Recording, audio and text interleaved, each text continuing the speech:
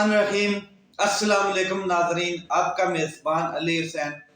Sky news کے ساتھ ایک بار پھر سے حاضر ہوں۔ پاکستان کی سیاسی صورتحال دن بدن بہت ہی الجھنوں کا شکار ہوتی جا رہی ہے۔ کہیں پر آپ کو سیاسی انتقامی کارروائیاں نظر آئیں گی اور کہیں پر بیہیویئرز، اخلاقیات اور ان کو تیش نیش کیا جا رہا ہے اور دنیا کے سامنے دکھایا جا رہا ہے اپنا اصلی چہرہ۔ میں بالکل بات کر رہا ہوں جو کل ایک بہت بڑا ہنگامہ ہوا، آپ ہنگامہ سمجھ لیں یا ذاتی انا سمجھ لیں، تکبر سمجھ لیں، غرور سمجھ لیں۔ وہ آپ نے دیکھا کہ پرائم منسٹر آف پاکستان کی تلخ کلامی ہوئی prime minister of Azad Kashmir کے ساتھ۔ یہ کس بات پر ہوئی، کس جگہ پر ہوئی، ایونٹ کیا تھا، کون لوگ وہاں پر تھے اور اس کی کیا ضرورت تھی، کیا دنیا کو فیس دکھا رہے تھے آپ پاکستان کا، اس کے اوپر بات کرتے ہیں۔ اس کے علاوہ عمران خان صاحب کے خلاف ایک نئی سازش تیار کی جا رہی ہے اور وہ یہ ہے کہ کسی بھی ٹائم عمران خان صاحب کو ڈسکوالیفائی کیا جا سکتا ہے، کسی کیس میں بھی ان کو نائل کیا جا سکتا ہے اور یا پھر ان کو گرفتار کیا جا سکتا ہے۔ آپ جب سیاسی محاذ پر، سیاسی میدان میں کسی کا مقابلہ نہیں کر پاتے تو پھر آپ کیا کرتے ہیں، سیاسی انتقامی کارروائیاں کرتے ہیں اور اپنی جو سیچوریشن ہے، جو آپ کی دل کی خواہشات ہے، وہ کہیں نہ کہیں پوری کرنے کی کوشش کرتے ہیں۔ اور ایک چیز تو آپ کو نظر آ رہی ہوتی ہے کہ ہم ہار رہے ہیں، ہماری ہار اب ہمارے گلے میں ہے، ہم ناکام ہو چکے ہیں دنیا کے سامنے بھی اور ان لوگوں کے سامنے بھی جو ہمیں لے کر آئے تھے۔ دوسرا سب سے بڑی خبر جو میں آپ کے ساتھ شیئر کروں گا وہ یہ ہے کہ ارشد شریف صاحب کا کیس، جو مرڈر کیس ہے، اس کے اوپر از خود نوٹس لیا ہے، سو موٹو ایکشن لیا ہے سپریم کورٹ آف پاکستان نے۔ اس حوالے سے بھی میں تھوڑی سی آپ کے ساتھ بات شیئر کروں گا کہ وہ کس طرف جائے گی۔ میں آپ کو بتا دوں، سب سے پہلے بات کرتے ہیں عمران خان صاحب کی ڈسکوالیفیکیشن کی طرف سے۔ بہت دنوں سے نہیں، بہت مہینوں سے یہ چیز چلتی جا رہی کہ -1 فارمولے کے اوپر کام ہو رہا تھا اور -1 فارمولہ عمران خان کو کسی نہ کسی طریقے سے سیاست سے نکالنا تھا، جیسے کہ نواز شریف صاحب کو کیا کہتے ہیں ہمیشہ کے لیے تاحیات نائل کیا گیا۔ تو یہ ایک سٹریٹجی حکومت نے بڑے آئینی ماہرین کے ساتھ مل کر بنائی اور بڑے جو لائرز ہیں، بڑے بڑے قانونی ماہرین ہیں، ان کے ساتھ بھی مل کر بنانے کی کوشش کی کہ ہمیں کوئی ایسی ترکیب بتائی جائے، ہمیں کوئی ایسی چیز بتائی جائے کہ سانپ بھی مر جائے اور لاٹھی بھی بچ جائے۔ اب سانپ بھی مرے گا اور لاٹھی بھی بچے گی، یہ ان کو اس چیز کا پتہ ہے یا نہیں ہے، مگر انہوں نے بہت سی کیا کہتے ہیں پلاننگ بنائی جو ان کی ناکام ہوتی گئی۔ توشہ خانہ ناکام ہو گیا، اس کے علاوہ فارن فنڈنگ ناکام ہو گئی۔ پھر انہوں نے اتنے بزدل لوگ ہیں کہ انہوں نے پھر کیا کیا کہ قاتلانہ حملہ کروانے کی کوشش کی کہ کسی نہ کسی طریقے سے عمران خان سے راستے سے ہٹایا جائے، ورنہ ہمارے تو سیاست بالکل ختم ہو گئی ہے، جنازہ نکل گیا ہے، تابوت نکل گئے ہیں سیاست کے۔ تو وہ بھی اللہ تعالیٰ نے عمران خان صاحب کو بچا لیا اور عمران خان صاحب کے لیے یہ ایک معجزہ تھا کہ اتنی گولیاں لگنے کے باوجود عمران خان صاحب پاکستان میں اس ٹائم پھر اپنی مہم چلا رہے ہیں کہ اور پھر اپنی تحریک کے ساتھ چل رہے ہیں، ہارے نہیں ہیں، کیا کہتے ہیں ارادے پست نہیں ہوئے۔ اور یہ سب ان لوگوں کے منہ پر تماچا ہے جو غلط قسم کے پلانرز تھے، جو کانسپریسی کر رہے تھے، جو سازشیں بنا رہے تھے، ان کے منہ پر تماچا لگا۔ اللہ رب العزت جسے چاہے عزت دے دے، جسے چاہے ذلت دے دے، جسے چاہے موت دے دے۔ یہ تینوں قلمدان کسی انسان کے ہاتھ میں نہیں دیے، اللہ تعالیٰ نے اپنے پاس رکھے ہیں تاکہ کوئی بھی کسی کی عزت، کسی کی موت اور کسی کے رزق کا فیصلہ نہ کر سکے۔ یہ اللہ تعالیٰ کے ہاتھ میں ہے۔ تو اللہ تعالیٰ نے عمران خان صاحب کو عزت بھی بخشی، رزق بھی دیا اور موت سے بھی بچایا، جو اتنا انہوں نے پلان کر کے یعنی کہ اس کے اوپر تسنیم حیدر شاہ کا بیان بھی پڑا ہے، ساری پلاننگ پڑی ہے، کوئی ایف آئی آر نہیں درج ہو پا رہی تھی، اور آپ اندازہ لگا لیں بڑے بڑے لوگ اس میں انوالو ہیں، لیکن عمران خان صاحب کی اللہ تعالیٰ نے جان بچا لی۔ اور یہ انکشاف ہوا ہے شیخ رشید صاحب خاور گھمن کے ساتھ انٹرویو میں، اور جو ایک ٹاک شو ہے اس میں یہ بات کرتے ہوئے نظر آئے کہ عمران خان صاحب کو اب ڈسکوالیفائی کرنے کی کوشش کی جائے گی یا اریسٹ کرنے کی کوشش کی جائے گی، اور -1 فارمولہ جو ہے اس کے اوپر دوبارہ یہ لوگ عمل کر رہے ہیں۔ پنجاب میں ان سے سوال کیا گیا کہ پنجاب میں کیا ڈبل گیم ہو رہی ہے، تو انہوں نے کہا کہ ڈبل گیم ہو رہی ہے کیونکہ جن لوگوں کے ساتھ میرے تعلقات تھے وہ اب اس دنیا میں نہیں ہیں، اور جو لوگ اب پنجاب میں موجود ہیں جیسے کہ انہوں نے وعدہ کیا ہے کہ وہ عمران خان صاحب جیسے ہی کہیں گے وہ اسمبلی ڈیزولو کر لیں گے، اللہ کرے ایسا ہی ہو، کوئی دوسری رائے نہ ہو، لیکن پھر بھی انہوں نے ایک چیز کا شک اور شبہ رکھا کہ مجھے شک و شبہ ہے کہ ڈبل گیم ہو رہی ہے، یہ ان کی ذاتی رائے تھی۔ اب بات کرتے ہیں پرائم منسٹر آف پاکستان، جو دنیا کے سامنے کل ایک بہت بڑی سپیچ کر رہے تھے، دنیا کے ماہرین ان کے سامنے بیٹھے ہوئے تھے،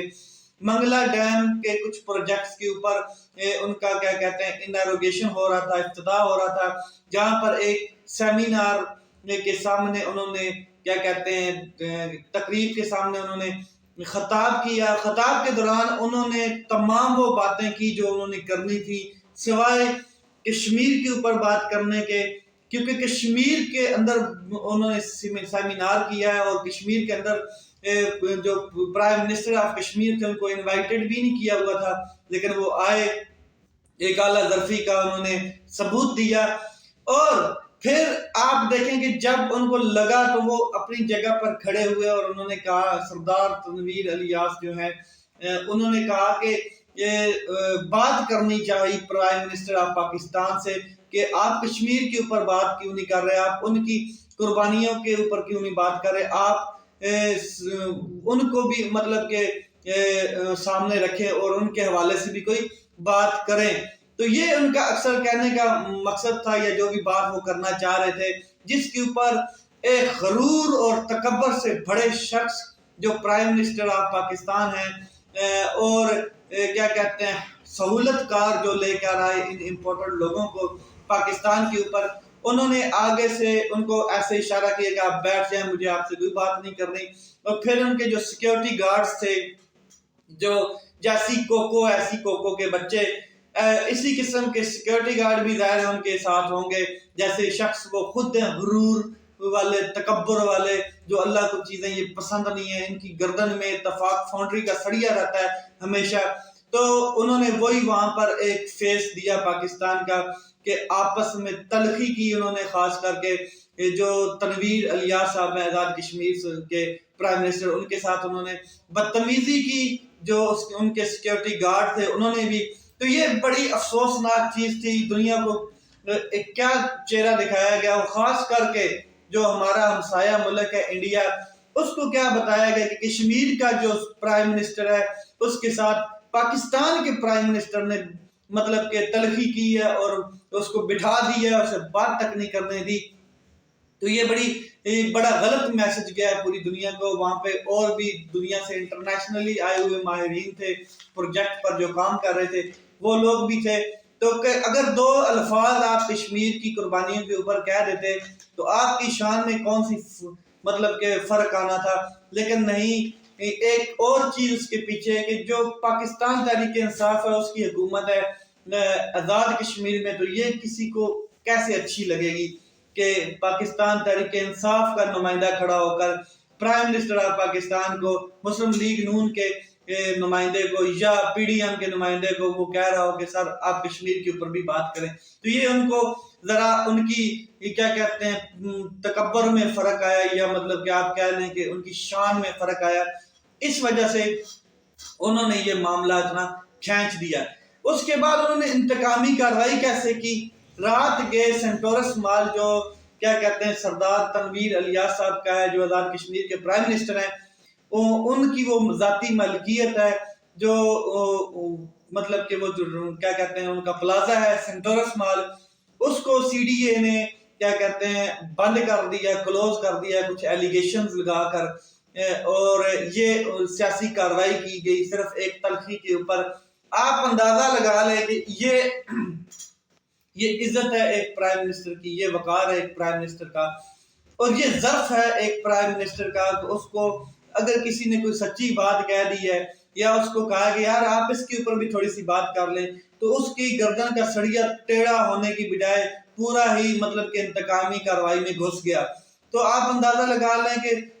یہ چیزیں پہلے بھی ہو سکتی تھی، لیکن انہوں نے کل ہی کیا کہتے ہیں رات گئے کارروائی ڈال دی، اور صرف بہت کینہ حسد میں یہ کارروائی ڈالی گئی۔ اگر سردار تنویر الیاس پاکستان مسلم لیگ کے ہوتے، نون کے یا پاکستان پیپل پارٹی کے ہوتے تو یہ کبھی بھی ایسی چیزیں نہ ہوتی، بس مسئلہ یہ تھا کہ وہ پاکستان تحریک انصاف کے تھے۔ اس کے علاوہ میں آپ کو بتا دوں کہ ارشد شریف صاحب کا جو کیس ہے اس کے اوپر Pakistan supreme court of Pakistan نے اس کے اوپر سو موٹو لیا ہے، اور یہ بڑی خوش آئند بات ہے، بڑی ہم اس کو ویلکم کرتے ہیں۔ ہونا تو یہ چاہیے تھا کہ جیسے ہی کیا کہتے ہیں ارشد شریف صاحب کا مرڈر ہوا اس کے دوسرے تیسرے چوتھے دن سپریم کورٹ ایکشن میں آتی اور سو موٹو ایکشن لیتی، تاکہ ابھی تک اس معاملے کی وغیرہ وغیرہ ہو چکی ہوتی۔ مگر یہ بھی اگر آج بھی سپریم کورٹ آف پاکستان نے سو موٹو ایکشن لیا ہے تو یہ بھی بڑی خوش آئند بات ہے۔ میں سپریم کورٹ آف پاکستان سے درخواست کروں گا کہ ان کو چاہیے کہ اعظم سواتی صاحب کے ساتھ جو ظلم ہوا ہے اور ڈاکٹر شہباز گل کے ساتھ جو ظلم ہوا ہے، جو صحافیوں کے ساتھ ظلم ہوئے ہیں، اس کے علاوہ جو عمران خان صاحب کے اوپر جو ایکس پرائم منسٹر ان کے اوپر قاتلانہ حملہ ہوا ہے، اسیسینیشن کی اٹیمپٹ کی گئی ہے، اس سب کے اوپر آپ کیا کہتے ہیں جے آئی ٹی بنائیں یا پھر کیا کہتے ہیں سو موٹو ایکشن لیں۔ یہ آپ کی طرف پوری قوم دیکھ رہی ہے، اور آپ کیا کہتے ہیں اس ٹائم واحد ادارہ ہیں جو پوری قوم آپ کے اوپر ٹرسٹ کر رہی ہے۔ تو برائے مہربانی ایک ریکویسٹ ہے ہماری، آپ اس معاملے کو حل کرنے کے ساتھ ساتھ باقی تمام معاملوں کے اوپر بھی غور کریں۔ اس کے علاوہ ارشد شریف صاحب کا جو کیس ہے اس کی تمام فیکٹ فائنڈنگ جتنی بھی چیزیں ہیں وہ سپریم کورٹ میں اب طلب ہوں گی۔ اب سپریم کورٹ نے وزارت خارجہ کو، جو سیکٹری خارجہ ہیں، اس کے علاوہ باقی جو متعلقہ ادارے ہیں ان کو بھی نوٹسز جاری کر دیے گئے ہیں۔ جو کینیا گئی تھی ٹیم اس سے بھی تمام فیکٹس کلیکٹ کیے جائیں گے۔ میں آپ کو بتا دوں کہ یہ جو سو موٹو ایکشن ہے اس میں چیف جسٹس عمر عطا بندیال خود اس کی سربراہی کر رہے ہیں۔ اس میں 5 رکنی بینچ ہے جس میں جسٹس اعجاز الاحسن صاحب بھی ہیں جو بڑے سینئر جسٹس ہیں، اس کے علاوہ مظاہر علی اکبر صاحب بھی ہیں، اس کے علاوہ جمال مندوخیل صاحب ہیں، یہ تمام ایک اور ہیں احمد علی صاحب۔ تو یہ تمام جسٹس جو ہیں چیف سپریم کورٹ کے کیا کہتے ہیں یہ بینچ ہے، 5 رکنی بینچ ہے جو اس کی سماعت ابھی کر رہا ہے، اور دیکھیں تمام چیزیں تمام فیکٹ کو یہ کلیکٹ کیا جائے گا اور اس کے اوپر ایک فیصلہ سنایا جائے گا۔ اب میں آپ کو بتا دوں بہت سے لوگ، بہت سے چھپے چہرے بے نقاب ہو جائیں گے کیونکہ یہ کوئی چھوٹا موٹا معاملہ نہیں تھا۔ ارشد شریف صاحب پاکستان کے وہ سینئر صحافی ہیں جنہوں نے کرپشن کے کئی کرداروں کو بے نقاب کرنا تھا، کرپشن کے کئی کرداروں کے اوپر ڈاکومنٹری بنا رہے تھے، تو ان کو قتل کروایا گیا، ان کے لیے پاکستان میں زمین تنگ کی گئی۔ چیف جسٹس صاحب آپ یہ دیکھیں کہ ان کو کس نے مجبور کیا پاکستان سے جانے کے لیے، پھر دبئی سے کس نے جانے پر مجبور کیا، کینیا میں ان کے اوپر اٹیک جو ہوا وہ اس کے پیچھے کون سے محرکات تھے، یہ ساری چیزیں ہمیں امید ہے کہ آپ بڑے بخوبی جانتے ہیں اور آپ دیکھیں گے ان کے اوپر۔ تو یہ چیزیں تھی جو میں نے آپ کے ساتھ شیئر کی، مزید انشاءاللہ آپ کے ساتھ چیزیں شیئر کرتا رہوں گا۔ اپنا خیال رکھیں، اپنے بھائی کے چینل کا خیال رکھیں۔ پاکستان زندہ باد۔